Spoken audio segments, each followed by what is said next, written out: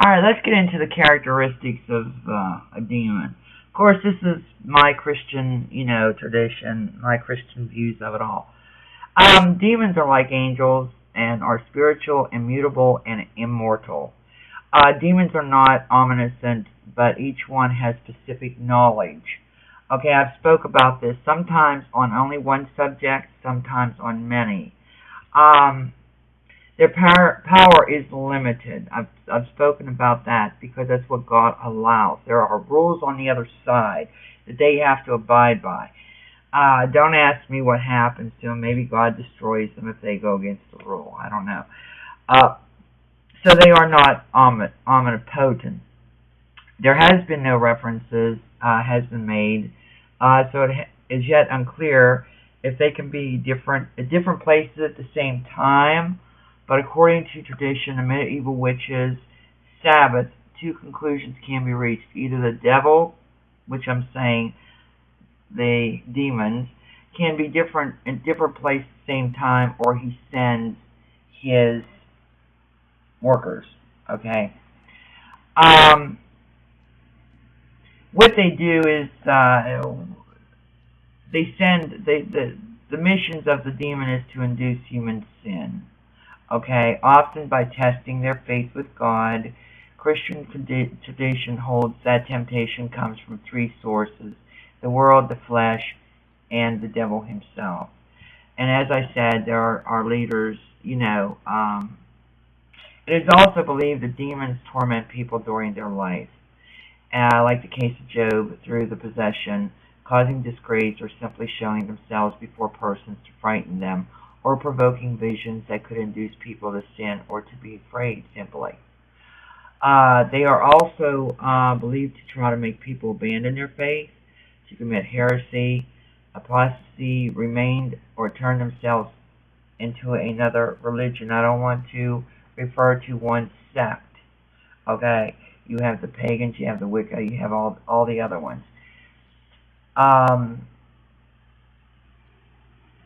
The cult images, the Christian term for cult images, engage the highest number of Satans, or adversaries of God. Okay, there's only one Satan. That's all there is to it. He's the king of evil. Okay, and there's something I was going to say and I forgot what it was. Okay, I've talked a little bit about the appearance of a demon. Okay, and demons can take on the desired appearance, which I've told you about, even that of an angel of light. Nevertheless, they were generally described as ugly and monstrous beings by Christian demonologists. Famous painters have also made drawings of the demons and others. The devil in particular has a popularity symbolized as various animals, including the serpent, the goat, and the dragon. I'm going to get into incubi and succubi, what those mean.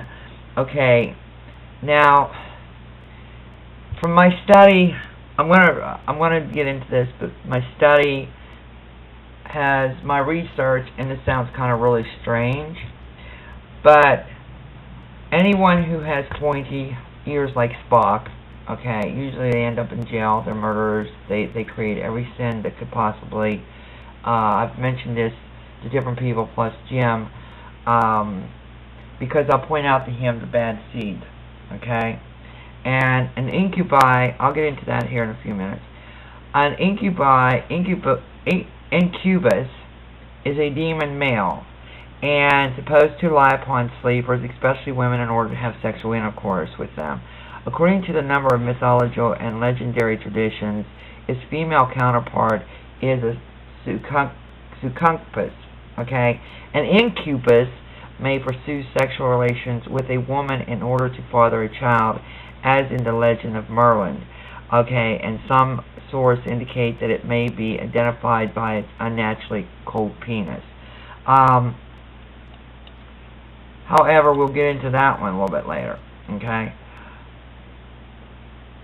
but and this succubi means a demon is a demon who takes the form of highly attractive women to seduce men in dreams to have sexual intercourse. According to the medieval European legend, their male counterpart is the incubus.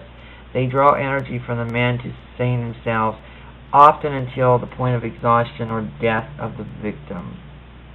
Okay, this is the female demon. Alright. The idea that the demon has horns seems to have been taken from the book of Revelations. I'm not going to get into that one either. But it was inspired in Levi. Okay, the book of Revelations 2 have also inspired some depiction of demons. This idea has also been associated with the depiction of certain ancient gods, such as Moloch and Chidu, which were portrayed as bulls and men with heads of a bull or wearing bull horns as a crown. Now this brings up an interesting point, because the picture that I had, it was like 3D coming at me, and it was one of Jesus with the thorns around his head. The other one was of a buffalo, a bull. Okay, so this is actually a demon.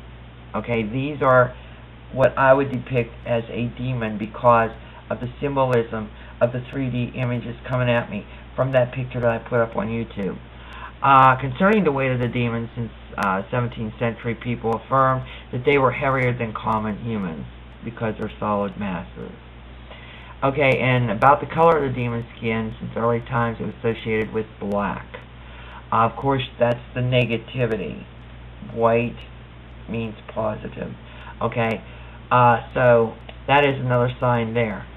Thinking that they were assumed the appearance of black man, although not all descriptions agree, giving demons very different aspects. Satan and other demons were also often depicted as black-dressed men. Okay, the men in black. Often riding a black horse, but the men in black ride black horse. When demons appeared in the shape of animals, they are often black. See, these are the signs that you have to look for. If you've got a haunted place, okay, if you find that you have an ill-mannered spirit, I'm going to use the word spirit, okay? I'm going to use the word spirit because the word spirit means human that lived on this earth at one time. And in the book of Enoch, they believe that it is a bad negative spirit, someone who was not happy in this world, okay? That's not my belief. Alright, and of course, I've talked about the demonic abilities of the supernatural powers are believed to be fabrication, psychokinesis, levitation, divination, possession, seduction, ESP, telepathy, witchcraft, and curses, as well as binding, making contract, controlling the classical elements of animal control, and provocation. Demons use variant in combination of these powers to harass, demoralize, confuse, and disorient the victims, okay, or the willing subject of demonic interest. Okay, this is how it all starts, is the interest. Okay, but you got to know your boundaries. You got to know your faith. You got to know, you know, everything that's involved that could be dangerous. You have to be aware of that, like 24/7 almost. That's why it was so good to get out away from all this. But I thought this would be really, really interesting, you know, to bring up. A fictional example is based on The Exorcist. Now, whether or not The Exorcist is true, I've never seen it. I don't want to see it. I don't watch them type of movies. That's what Carrie was upset about. She too, you know, don't like these type of movies because, like I explained to her, you can actually open a porthole and bring something in that way.